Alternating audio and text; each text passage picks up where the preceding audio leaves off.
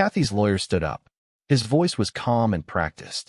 Your Honor, my client would like to request counseling in hopes of saving the marriage.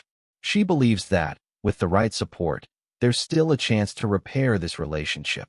My lawyer got to his feet right away, his voice steady and confident. Your Honor, Mr. Porter has made it very clear he does not wish to reconcile. The facts speak for themselves. Mrs. Porter has had multiple affairs and is currently pregnant by one of those men. My client wants to proceed with the divorce. There was a soft murmur in the courtroom.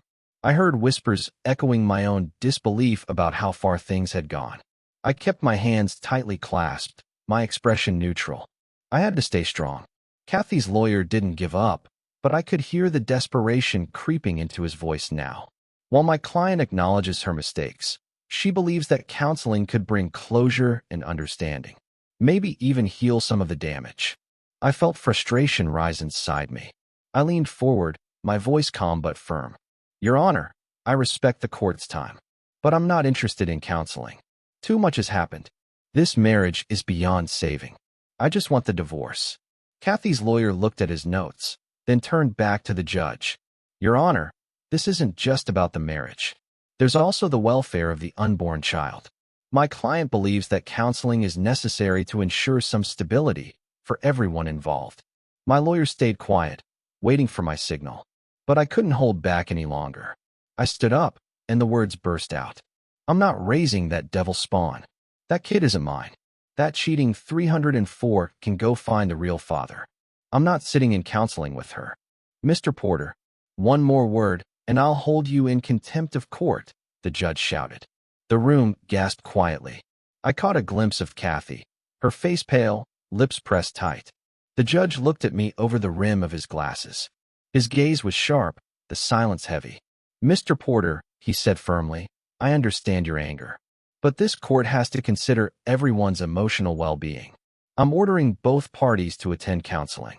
1 month, 2 sessions per week. This is your last chance to deal with this constructively. I'm not going, I muttered. You will attend, Mr. Porter. Or else. He glared at me, then slammed his gavel. That's all. A week later, the room was quiet and tense. There was a strange buzz in the air, like everything we didn't say was floating around us. The counselor, a calm middle-aged man with glasses perched low on his nose, sat across from us with his hands on a notepad. Kathy sat beside me, looking down, nervously twisting the fabric of her sweater. Ben, she began, her voice trembling. I just want to say, don't, I snapped. My voice was cold and sharp. Keep your mouth shut. I don't want to hear anything from you. The counselor, Mr. Hensley, looked between us, calm but alert.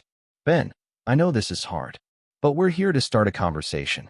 Even if it's uncomfortable, talking can help move things forward. Will you give it a try? I crossed my arms and clenched my jaw. I'm only here because the judge ordered it. I don't want to talk. I'll sit through it, but I don't have to participate. There was a pause. Mr. Hensley studied me, searching for even a hint of willingness. When he saw none, he sighed and moved his notepad. I understand this is painful, but communication can still lead to understanding, even if it doesn't lead to getting back together. After an hour, I stood. Okay, doctor. Great session. See you Thursday. I'm canceling the sessions and sending my report to the judge, he replied. Even better. I walked out. The judge was furious. Give me one reason I shouldn't hold your client in contempt, he snapped at my lawyer. Your Honor, you ordered my client to attend. He attended the first session as required. It was the counselor who ended it. The counselor's report says he didn't engage at all. He put on headphones and ignored the entire session. The judge replied sharply. The order was to attend. He did that. The counselor found no point in continuing. I asked that the court proceed with the divorce petition, my lawyer answered. Not a chance, the judge barked. I'm ordering 4 weeks of counseling. Mr. Porter will attend, and this time, he will participate. When I showed up again, the room looked exactly like before. 2 chairs a foot apart, facing the counselor's desk. He sat behind the desk was nearly empty, except for a yellow legal pad and a photo, probably of Mr. Hensley's wife, a woman in her mid-30s, and their young child, maybe 6 years old. Mr. Porter, the doctor said, please have a seat. As I started to move the chair, Kathy suddenly put out her hand to stop me. I recoiled. If you even touch me, I'll take it as assault and knock your teeth into your stomach. Got it, bitch.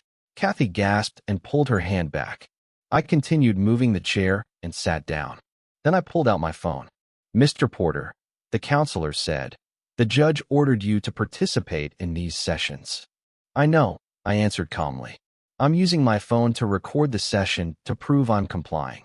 My lawyer warned me that some counselors might have biases. And since my soon-to-be ex-wife has been seeing you already, I'm concerned you may have formed an opinion against me. Mr. Hensley tilted his head slightly. And what if I don't consent to being recorded? He asked, his voice calm but clear. Then I'll go back to court and request a new counselor, I said firmly. I have that right. The only reason I didn't do it already was to avoid more delays. I just want to get this 304 out of my life. Mr. Hensley turned to Kathy. She sat with her arms crossed, eyes avoiding everyone. Kathy, how do you feel about the sessions being recorded? She shrugged, barely lifting her head. Whatever, she said, waving her hand. Can we just start? The room settled into a quiet, tense acceptance. Okay, Mr. Hensley said, folding his hands. Before we begin, I'd like to. Before we start, can I ask a question? I interrupted coldly. Of course, he said, measured as ever. You can ask questions at any time. I may ask you to wait during certain parts, but for now, go ahead. He gave a slight smile. I didn't return it. Have you slept with her yet? I asked bluntly. Kathy gasped. The sound cut through the silence like a knife. But Mr. Hensley's expression didn't change. No, Ben, he answered evenly. Kathy and I have not had, nor will we ever have, any kind of sexual contact. That would be completely inappropriate, especially since I'm happily married. Does that answer your question? I studied him for a moment, then gave a small nod. I believed him, even if Kathy had already been with half the men she met last year. All right, Mr. Hensley continued smoothly. Let's begin. I want to set expectations. Since I've already met with Kathy before, I'd like her to start. She'll explain what she hopes to achieve from these sessions. Once she's done, Ben, I'll ask you to do the same. Please don't interrupt her. My goal, I said under my breath. My goal is to see her get an incurable STD, suffer a slow, painful death, and then I'll piss on her grave. That's the dream. Mr. Hensley shook his head and turned to Kathy, who already looked shaken. Talk to me, Kathy, he said gently. Tell me what you want Ben to hear. Kathy took a shaky breath. Her voice trembled as she began. I want him to know how sorry I am. I never meant to hurt him. I know what I did was wrong, but he was always gone, working or traveling. I was lonely. I know that doesn't make it right, but I miss him so much. If I could go back and change everything, I would. I love him more than anything. I really believe we could move past this. We could raise this child together. Give him a good life. Maybe even have another baby. I just want us to be a family again. Mr. Hensley gave a small nod. Thank you, Kathy. Now, Ben, what would you like to say? She can write her feelings on a piece of paper, roll it up, and shove it so far up her, but she chokes on it. Her feelings mean nothing to me. She's dead to me. Kathy burst into tears and ran out of the room. Go run into traffic, I called after her. That wasn't helpful, Mr. Hensley said, voice steady but clearly disappointed. I don't want to be helpful, I snapped. That lying, cheating woman slept with half the city for a year, got herself pregnant, and tried to pass the baby off as mine. If I hadn't pushed for a DNA test, I'd be stuck paying for a kid that isn't even mine. So tell me, doctor, how exactly should I be acting? It's natural to be angry, Ben, Mr. Hensley replied calmly. But you need to see past the anger. Remember what you once shared. I glared at him, barely keeping my rage in check. Do you even understand what you're talking about? I snapped. Have you ever truly loved someone? Someone you trusted with everything? Someone you'd give your life for? Only for them to betray you so completely, you start to question your own sanity? Do you know what it's like when someone says they love you, but still hurts you so deeply, it pushes you to the edge of wanting to end it all? I leaned forward, my voice low and bitter. Has she apologized even once? Not for sleeping with all those men. Not for the endless lies. not forgetting herself pregnant and not even knowing who the father is. The only thing certain is that it wasn't me, the one who should have been the father. I narrowed my eyes. So don't sit there on your high horse with your textbook wisdom and tell me I need to move past the anger. That anger is the only thing keeping me alive right now. I just want this cheating 304 out of my life so I can start picking up the pieces. I stood up, locking eyes with Mr. Hensley. Does that count as participation? I snarled, then walked out. The next week, I returned. I've asked Kathy to let us have this session without her, Mr. Hensley said as I entered his office. I think we might make more progress one-on-one, if the court agrees to count it toward the counseling requirement. I have no problem being in the same room as that bitch, I said flatly, dropping an A4 envelope onto my lap and slumping into the chair. Can we avoid name-calling? He said calmly. It's not productive and only creates more obstacles. I'm not here to be productive. I just want to survive these sessions and finally get that lying woman out of my life. I never wanted any of this. She's doing this to hurt me. She doesn't want the divorce because of the prenup. It leaves her with nothing. So now she's trying to manipulate me into taking her back. It's not happening. And what about the child? Mr. Hensley asked. He's innocent. Doesn't he deserve a chance? I don't care about that kid, I interrupted coldly. By your logic, I should take in every woman who couldn't keep her legs closed and ended up pregnant. That kid has nothing to do with me, and never will. Why are you so sure this is the only possible outcome? He asked, voice calm but steady. You clearly loved her deeply once. That kind of love doesn't just disappear overnight. Right now, your anger is covering it. But once that fades, and it will, you may realize there's still something there. Something worth rebuilding. Maybe even something stronger. That stupid counselor's smile was back, and I felt a violent urge to wipe it off his face. Let me give you a little perspective, I said, pointing at the photo on his desk. Nice family. Been married long. We're not here to talk about me, he said cautiously. 11 years, right? I continued. High school sweetheart. Married after college. Took your time before having kids. Then little Ethan came along. He's what, 9 now? That picture must be a few years old. How do you know? He started. But did you know your lovely Cheryl has a few secrets of her own? I cut in. Did you know that while you think she's at Pilates on Wednesdays, she's actually at the Motel 8 on Patterson, screwing her personal trainer? That's ridiculous, he said, his voice shaky. But I could see the panic in his eyes. His face had gone pale. Really? I asked, pulling photos from the envelope and slamming them down one by one. In the images, a slender woman entering a hotel room with a muscular young man, his arm wrapped around her waist as they looked at each other affectionately. Then I pulled out a DVD. This is footage from inside the room. Pretty graphic. I wouldn't watch it, honestly. I made that mistake when I got my PI report. I still can't get those images out of my head. Mr. Hensley looked like he might vomit.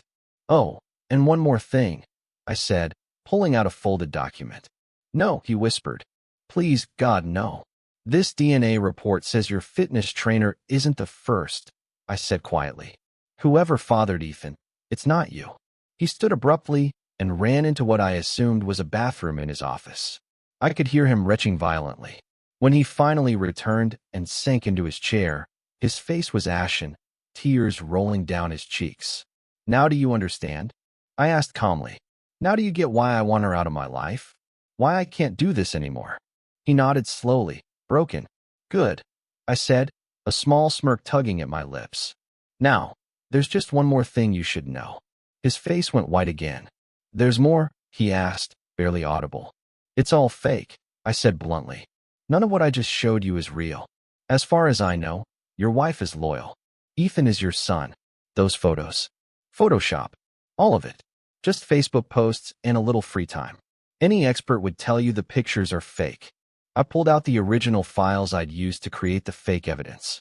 The DVD? He asked, his voice trembling. Blank, I replied coldly. And the DNA report? That's actually from the cheating 304's baby. I just changed the names and dates. I watched as his face went from confusion to disbelief. He just sat there, stunned. New tears welled up in his eyes. Why would you do this? He asked, his voice breaking. What did you hope to gain by destroying my marriage and my life? That wasn't my intention, I shot back. That's why I told you immediately it was all fake. I never meant for you or your family to suffer for real. I just wanted you to feel, for once, what I've been living with every single day. The pain, the anger, the loss. You had 5 minutes of that pain. I've been drowning in it for months. Every time I sit across from that woman, listening to her garbage about how much she loves me and wants me back, I relive the betrayal all over again. There are laws against cruel and unusual punishment. Why don't they apply here? I just want to move on, to pick up the pieces and rebuild my life. Why won't you? Or the court, let me do that? I started gathering the fake documents, shoving them back into the envelope. I'll leave these with you to dispose of, I said quietly. My voice softened just a little. I am sorry I had to do it this way, but you needed to understand. Later, in court, my lawyer stood before the judge. Your Honor, I have the official report from the court-mandated counseling sessions my client was ordered to attend. I've read it, the judge grumbled, flipping through the pages, his eyes narrowing. According to the counselor, even after only 3 of the 8 scheduled sessions, it's clear this marriage cannot be saved. For the well-being of everyone involved, including the unborn child, it's best to allow the divorce. Yes, Your Honor, my lawyer added. I respectfully request that the court proceed with granting the divorce as originally petitioned. The judge stared at me for a long moment. I kept my eyes forward, not daring to show a single crack in my expression. So ordered, he finally said, slamming the gavel. The sound echoed like thunder in the courtroom. He glanced down at the financial documents. Then his voice shifted into something firmer, more final. There will be no alimony, he declared. Miss Kathy earns more than Mr. Porter, and both parties will retain their individual premarital assets. The remaining shared property will be split equally. No alimony. That meant I wouldn't be tied to Kathy financially. Not 1 cent. Kathy had lost her job, no surprise. One of her lovers had turned out to be a client. I could only imagine the chaos that caused at her workplace. I couldn't help but smirk at the irony. And then, things got even crazier. I found out she had filed lawsuits against 7 different men, asking the court to force DNA tests. She didn't even know who the father was. She was dragging multiple men into court, desperately trying to sort out the mess she'd created. But the real storm hit afterward. When the paternity tests came out, word spread fast. Every single one of those 7 men had wives, and all 7 wives filed for divorce. It was chaos, pure, poetic chaos. And I was just watching it all unfold like a movie. I wasn't even part of the story anymore. One of those angry wives even stormed into the courthouse and punched Kathy in the face. Broke her nose. It was almost beautiful, watching karma finally catch up to her. I had to admit, I laughed when I heard about it. After everything she'd done to me, it felt like justice. Kathy eventually gave birth, but that didn't change anything for me. I didn't care about her or the baby. Meanwhile, the cases against the 7 men were still crawling through the courts. Who knew how long that mess would drag on? I was just grateful to be out of it. Then, one afternoon, she showed up at my door, unannounced, her face a mix of desperation and entitlement. From the second she stepped inside, I knew she was here to convince me to take her back. She started rambling on about how she had changed, how she now realized the mistake she'd made, how deeply she loved me. It was almost laughable, after everything she had put me through. But I didn't budge. I wasn't going to let her manipulate me again. Kathy, it's over. We're done, I said firmly, keeping my voice steady. You made your choices. Now you have to live with them. But she wouldn't back down. Her voice kept rising, full of desperation and guilt-tripping. She was trying to make me feel like I was the problem for not wanting to reconcile. That's when Nancy, my girlfriend, came out from the kitchen. She must have sensed the tension right away, because without hesitation, she walked up and faced Kathy directly. You need to leave, she said, her voice sharp and firm. You're not welcome here. Kathy exploded. She launched into a storm of insults, attacking Nancy with every cruel word she could think of, clearly believing she still had some kind of control over me, or over the situation. I saw Nancy's eyes narrow, her expression hardening. I felt a surge of protectiveness toward her, but I knew Kathy wasn't thinking straight. And then it happened. Kathy lunged at Nancy, tried to hit her. Big mistake. Nancy, calm and quick, sidestepped her easily and countered hard. One swift move, and Kathy was down. I stood there, stunned and honestly impressed. Nancy wasn't just defending herself. She was making a statement. She wasn't afraid. In seconds, she had Kathy pinned to the floor. Her anger was clear, but controlled. It was surreal. Watching Kathy, this woman who had once had so much power over my life, reduced to nothing but flailing rage on the floor. "Get the hell out of our lives, Kathy. You're not welcome here," Nancy shouted. I pulled out my phone and called the cops. Kathy was still screaming, but nobody was listening anymore. When the officers arrived, Nancy calmly explained what had happened. Kathy tried to put on a show, claiming she was the victim, but it didn't take long for the police to see through the lies. They handcuffed her and let her out. And I felt relief. Satisfaction. Like the final chapter had just ended. The last toxic piece of my old life was finally being removed. I looked at Nancy. She was still shaking, full of adrenaline. "You were incredible," I said, truly thankful. "Just did what had to be done," she replied, managing a small smile. And in that moment, I knew I had made the right choice. I was ready to leave the past behind, to build something real with someone who valued me, someone who would never try to tear me down.